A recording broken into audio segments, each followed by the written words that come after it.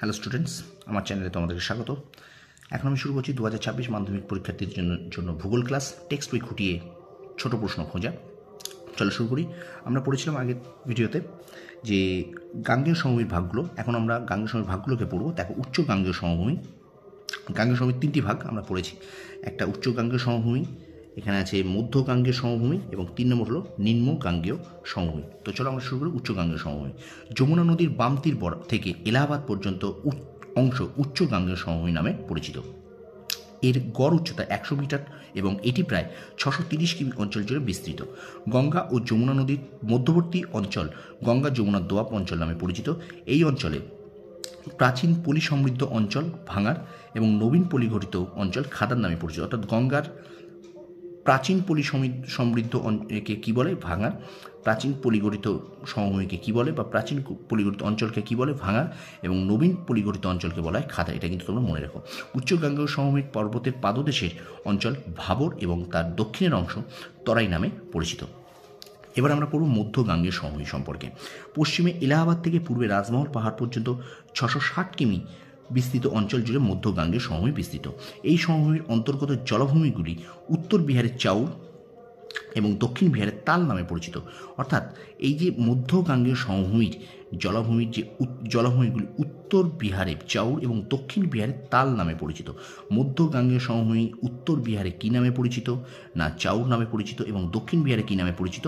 না তাল নামে পরিচিত। এটা কিন্তু তোমরা একটু আন্ডারলাইন করে রাখো। তারপর দেখো নিম্ন গাঙ্গেয় সমভূমি। না বিহারের রাজমহল থেকে বঙ্গোপসাগরের মোহনা পর্যন্ত পশ্চিমবঙ্গ ও বাংলাদেশের মধ্যবর্তী অংশে প্রায় 81,000 বর্গ কিমি অঞ্চল জুড়ে নিম্ন গাঙ্গেয় সমভূমি বিস্তৃত। এর গড় উচ্চতা 30 মিটারের কম।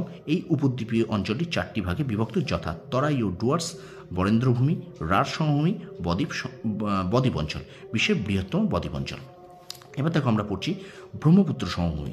গাঙ্গেয় সমভূমির পূর্ব দিকে অসম রাজ্যে ব্রহ্মপুত্র নদ ও তার বিভিন্ন উপনদীর পরিসঞ্চয়ের ফলে ব্রহ্মপুত্র সমভূমি গঠিত হয়েছে। এই সমভূমি প্রায় 720 মিটার দীর্ঘ, 50 থেকে 100 মিটার উচ্চ এবং 80 কিমি প্রশস্ত। নিম্ন অসমের ব্রহ্মপুত্র নদে সৃষ্ট বালুচর মাজুলি, এটি একটি দ্বীপ, পৃথিবীর বৃহত্তম নদীদ্বীপ। ভীষণ গুরুত্বপূর্ণ।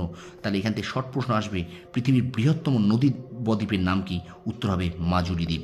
আবার প্রশ্ন আসতে পারে, মাজুলি নদীদ্বীপটি কোন নদী সৃষ্টি হয়েছে বা কোন নদীতে সৃষ্টি হয়েছে?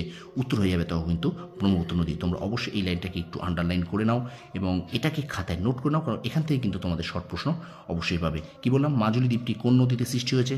এটা ব্রহ্মপুত্র নদী উত্তর। আবার পড়তে পারে পৃথিবীর বৃহত্তম নদীদ্বীপ কোনটি? মাজুলি দ্বীপ। ঠিক আছে, তো আমি যেটুকু পড়লাম সেটা তোমরা তলায় আন্ডারলাইনগুলোকে খাতায় নোট করে নাও। আমি আশা রাখি এখান থেকে তোমরা অবশ্যই শর্ট প্রশ্ন পাবে। আর টেক্সট বই খুঁটিয়ে পড়াটা ভীষণ দরকার, কারণ টেক্সট বই খুঁটিয়ে পড়লে তোমরা কিন্তু শর্ট প্রশ্ন তোমাদের একটাও মারবে না। ঠিক আছে, তার জন্য কিন্তু আমার চ্যানেলটা শেয়ার করতে হবে, সাবস্ক্রাইব করতে হবে, আর অবশ্যই আমার চ্যানেলটা কিন্তু ফলো করতে হবে। তো 2026 মাধ্যমিক পরীক্ষার্থীদের জন্য এখন এই পর্যন্ত থাকলো ভূগোল ক্লাসটি। তোমাদের সঙ্গে আবার ক্লাসে দেখা হবে আমার পরবর্তী ক্লাস।